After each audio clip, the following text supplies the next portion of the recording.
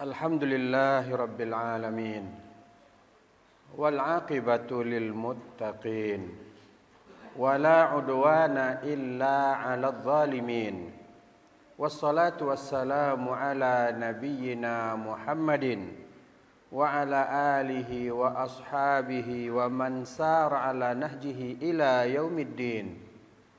أشهد أن لا إله إلا الله وحده لا شريك له وأشهد أن محمدا عبده ورسوله لا نبي بعده يا أيها الذين آمنوا اتقوا الله حق تقاته ولا تموتن إلا وأنتم مسلمون يا أيها الناس اتقوا ربكم الذي خلقكم من نفس واحدة وخلق منها زوجها وبث منهما رجالا كثيرا ونساء واتقوا الله الذي تساءلون به والأرحام إن الله كان عليكم رقيبا يا أيها الذين آمنوا اتقوا الله وقولوا قولا سديدا يصلح لكم أعمالكم ويغفر لكم ذنوبكم ومن يطع الله ورسوله فقد فاز فوزا عظيما أما بعد فإن أحسن الكلام كلام الله. Sesungguhnya sebaik-baik perkataan adalah firman Allah. Wa khairal huda huda Muhammadin sallallahu alaihi wasallam. Dan sebaik-baik petunjuk adalah petunjuk yang dibawa oleh Nabi Muhammad sallallahu alaihi wasallam. Wa syarrul umuri muhdatsatuha. Dan seburuk-buruk perkara adalah yang menyelisihi petunjuk yang dibawa oleh Nabi sallallahu alaihi wasallam. Fa inna kulla muhdatsatin bid'ah. Rasul sallallahu alaihi wasallam menegaskan hal-hal yang dibuat-buat yang tidak ada beliau contohkan. Rasul menegaskan dan memberi nama, itulah mengada-ngada, dan dalam bahasa Rasul bid'ah. Kemudian wa kullu bid'atin dalalah. Rasul sallallahu alaihi wasallam menjelaskan kedudukan bid'ah itu. Kata beliau, bid'ah itu sesat. Kemudian Rasul menjelaskan akibatnya. Wa kulla dalalatin finnar. Nabi sallallahu alaihi wasallam menjelaskan bahwa kesesatan itu mengantarkan pelakunya ke dalam neraka.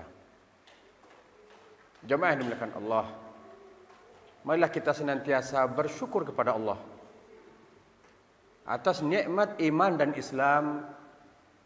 Marilah kita bersyukur kepada Allah atas nikmat berupa kesehatan, rezeki dalam bentuk materi, dalam bentuk pasangan hidup, dalam bentuk keturunan, dan banyak lagi nikmat dan karunia yang Allah berikan kepada kita yang tidak bisa kita hitung jumlahnya. Marilah kita senantiasa istiqomah, berada teguh pendirian di jalan yang lurus. Semoga jalan yang lurus yang kita tempuh itu dan pasti berakhir dengan kematian, kita senantiasa berada atau tidak menyimpang dari apa yang Allah syariatkan dan Rasul sunnahkan. Kaum muslimin sidang Jumat yang dimuliakan Allah, Rasul sudah menjelaskan kepada umatnya apa yang dibebankan oleh Allah kepada beliau. Begitu besar jasa beliau dalam membimbing umat agar selamat dari azab Allah, agar senantiasa teguh pendirian berada di jalan yang lurus. Maka selawat dan salam semoga selalu tercurah untuk beliau, untuk keluarga yang memberi dukungan, untuk para sahabat yang berjuang bersama beliau, dan untuk para ulama yang senantiasa menjaga, bahkan ikut memperjuangkan apa yang telah beliau wariskan itu.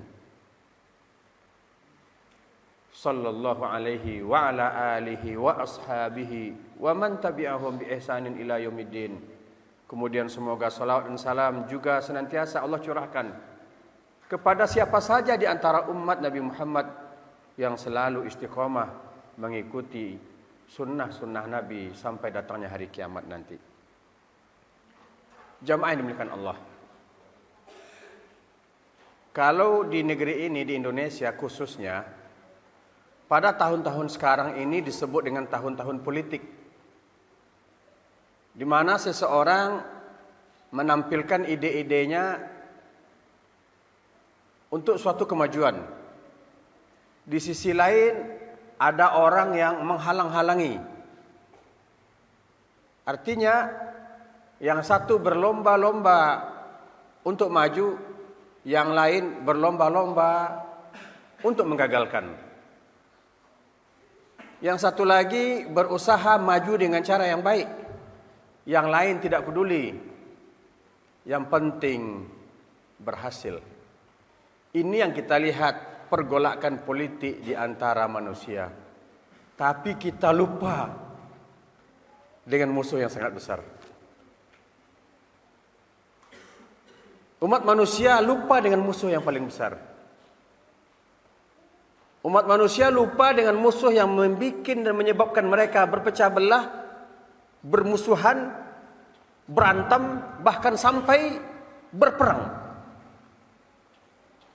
Musuh besar manusia, musuh besar anak cucu Adam itu sebenarnya adalah iblis, laknatullah alaihi. Senantiasa siang dan malam menanamkan kebencian dan permusuhan. Tidak terkecuali kebencian dan permusuhan itu ditanamkan di dalam dada setiap orang atau kebanyakan orang yang sudah mengucapkan kalimat syahadat. Kita tidak akan membicarakan permusuhan sesama orang-orang di luar Islam, karena kadang-kadang ada orang yang membuat sebuah kesimpulan bahwa permusuhan itu terlihat sesama umat Islam. Ternyata di antara orang-orang di luar Islam mereka juga saling berperang. Namun pada khutbah ini kita akan memfokuskan permusuhan-permusuhan yang terjadi di kalangan kaum muslimin. Maka hendaklah kita, jamaah yang dimuliakan Allah, sadar diri. Siapa rupanya yang punya peran besar dalam memperandakan keimanan dan persatuan kita, merusak amal soleh kita, merusak ketaatan kita kepada Allah. Itulah dia iblis. Senantiasa setiap saat, siang dan malam, bahkan ketika kita dalam tidur pun dia ganggu, bahkan dibisikkan sesuatu yang tidak sedikit di antara kaum muslimin ketika dia bangun, apa yang dibisikkan oleh syaitan itu, oleh iblis itu, yang seakan-akan adalah sebuah kebaikan, dia amalkan, bahkan dia ajarkan kepada orang lain ketika dia telah bangun dari tidurnya. Padahal kita tidak menyadari bahwa Allah Subhanahu wa taala berfirman dalam surah An-Nisa ayat 60, "Wa yuridu syaitanu an yudillahum dhalalan ba'ida." Syaitan itu ingin menyesatkan mereka, yakni anak cucu Adam. Dan sekali lagi, tentu tidak terkecuali orang-orang yang sudah bersyahadat dan mengaku beragama Islam, tidak tertutup kemungkinan akan menjadi target penyesatan oleh iblis dan bala tentaranya. Allah yang menciptakan manusia, Allah yang menciptakan bangsa jin, Allah tahu betul karakter masing-masing. Maka Allah membongkar rahasia iblis dan menjelaskannya kepada anak cucu Adam, kepada kaum muslimin terutama, bahwa iblis itu ingin menyesatkan anak cucu Adam dengan sesat yang sejauh-jauhnya, bukan sesat biasa, tapi sesat yang sejauh-jauhnya. Mari kita kenal karakter iblis. Karakter iblis diantaranya yang pertama, dia ujub diri, ujub. Merasa paling hebat, merasa paling baik, merasa paling kuat. Dan ini Allah Subhanahu wa taala yang menjelaskannya dalam surah Al-A'raf ayat 12. Ana khairun minhu, khalaqtani min nar wa khalaqtahu min tin. Aku lebih baik dari Adam itu. Karena engkau ciptakan dari api dan dia engkau ciptakan dari tanah. Maka jamaah yang dimuliakan Allah, iblis pun ingin mewariskan sifat-sifat ini kepada manusia. Ditanamkannya ke dalam diri manusia, tidak terkecuali ke dalam diri seorang muslim. Sehingga dia merasa bahwa dia lebih baik dari orang lain. Dia membanggakan diri. Ini memang berbeda, tapi tidak ada salahnya jika kita bandingkan. Zaman dahulu, orang-orang soleh ketika ingin dikasih jabatan, dia lari, dia kabur, bahkan lari jauh-jauh, bahkan lari menghilang dari kampungnya ketika akan dikasih sebuah jabatan. Karena dia sangat takut ketika dia nanti dikasih amanah, dia tidak bisa menjalankan amanah itu dengan baik. Tapi kita lihat sebagai manusia hari ini saling menjatuhkan dengan menganggap dirinya yang lebih pantas, dirinya yang lebih baik, dirinya yang lebih cocok.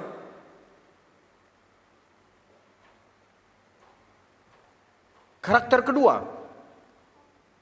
dia suka engker, suka menolak dan bahkan sombong. Ya, aba wastakbara. Suka menolak, menolak apa? Menolak apa yang Allah perintahkan. Menolak taat pada Allah, menolak ayat-ayat Allah. Iblis ingin pula menanamkan atau mewariskan karakter ini kepada sebahagian anak manusia. Kalau orang yang tidak mau mengucapkan dua kalimat syahadat, la ikraha fid din, tidak ada paksaan dalam memeluk agama, itu urusan mereka. Karena dalam Islam tidak boleh memaksa orang lain untuk memeluk Islam. Tapi bila seseorang sudah memeluk Islam, maka tidak boleh kita sebutkan ayat ini kepadanya, atau dia tidak boleh menyebutkan ayat ini, jangan paksa-paksa aku untuk ibadah, jangan paksa-paksa aku untuk berada di jalan yang lurus. Ayat ini berkenaan dengan orang di luar Islam tidak boleh dipaksa memeluk Islam.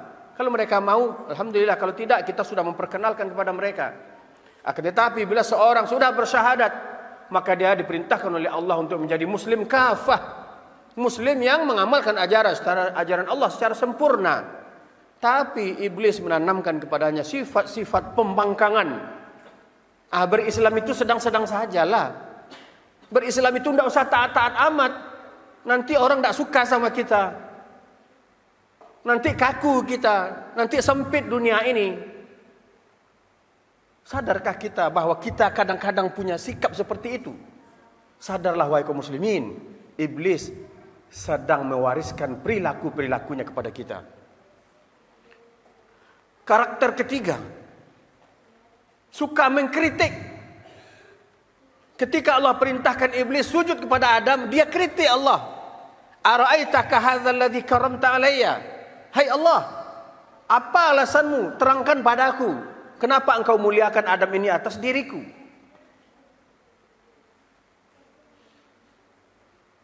Iblis punya karakter luar biasa, mengkritik, tidak main-main. Langsung dia kritik Allah Subhanahu wa taala. Iblis ingin mewariskan sikap-sikap ini kepada kita di antara manusia. Sekali lagi, yang sangat kita sayangkan, di antara mereka mengaku sebagai muslim, tapi mereka mengkritik ayat-ayat Allah. Padahal kadang-kadang mereka membaca ayat-ayat Allah, tapi mungkin mereka tidak paham dengan apa yang mereka baca. Ini di antara 3 karakter iblis yang perlu kita waspadai, kita jauhi, sehingga kita tidak termasuk atau terperosok ke dalam perangkapnya, sehingga hidup kita di dunia ini menjadi sia-sia, dan ketika menghadap Allah mati dalam kesesatan. Fa'tabiru ya ulil absar la'alakum tuflihun.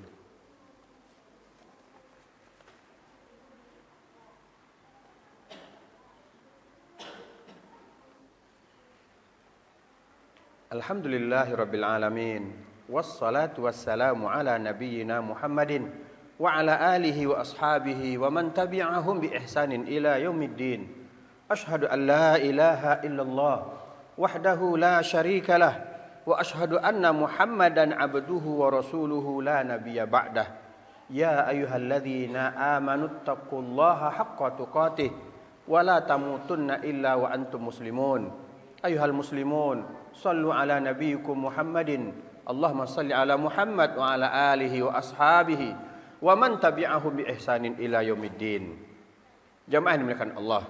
Rasulullah sallallahu alaihi wasallam bersabda dan beliau membacakan firman Allah Subhanahu wa taala, "Khalaqtu ibadi hunafa kulluhum."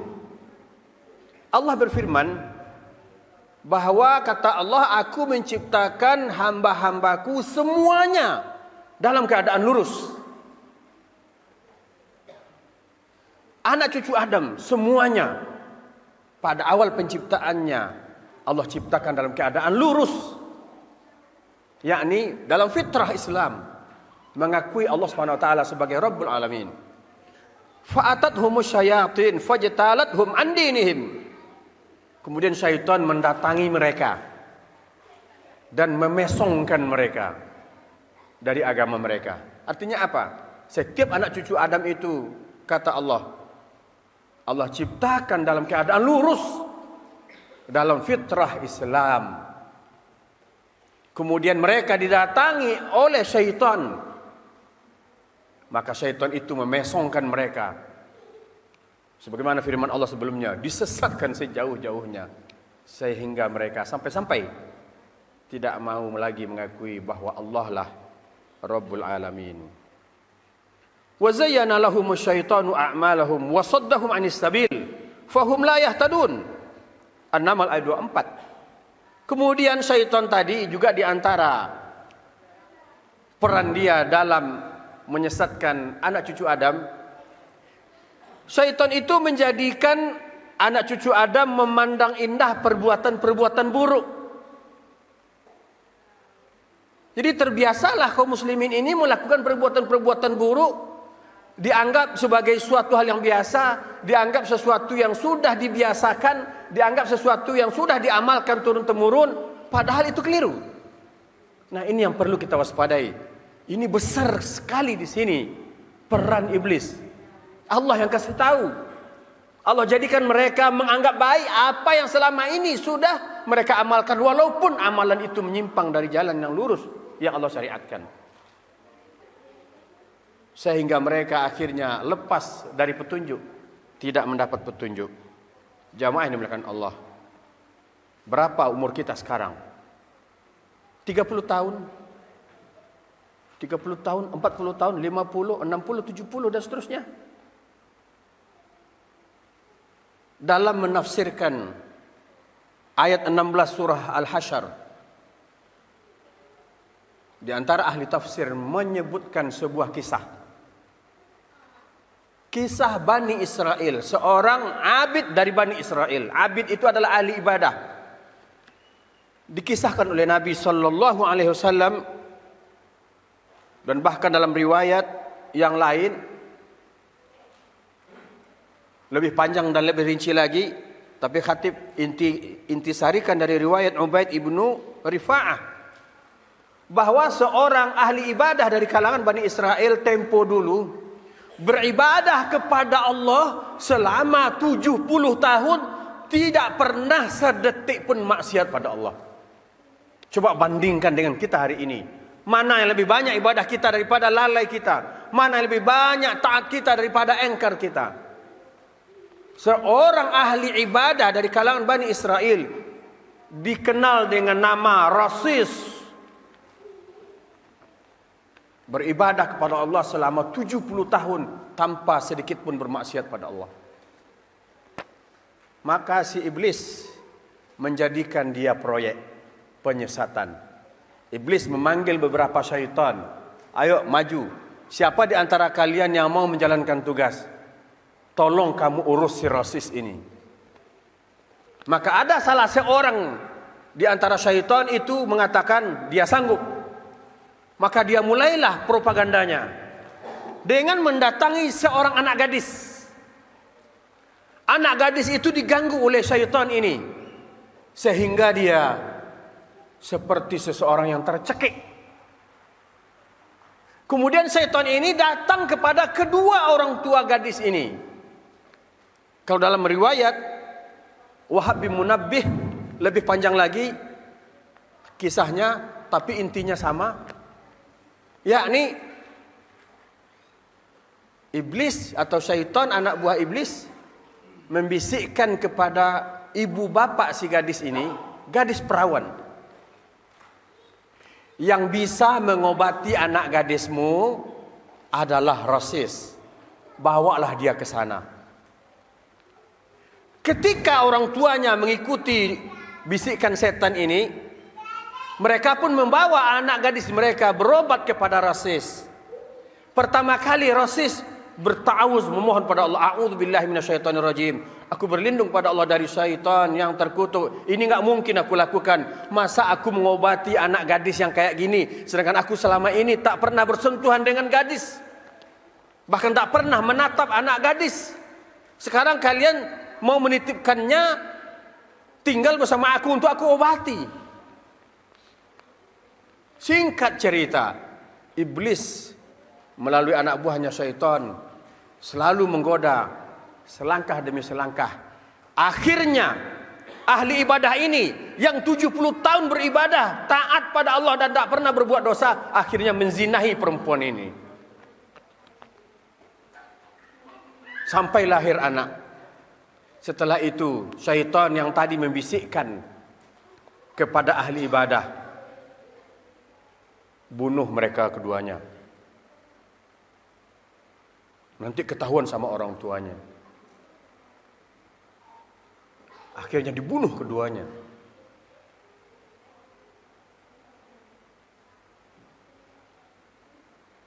Yang tadinya 70 tahun beribadah pada Allah, tidak pernah berbuat maksiat, kemudian menjadi pembunuh.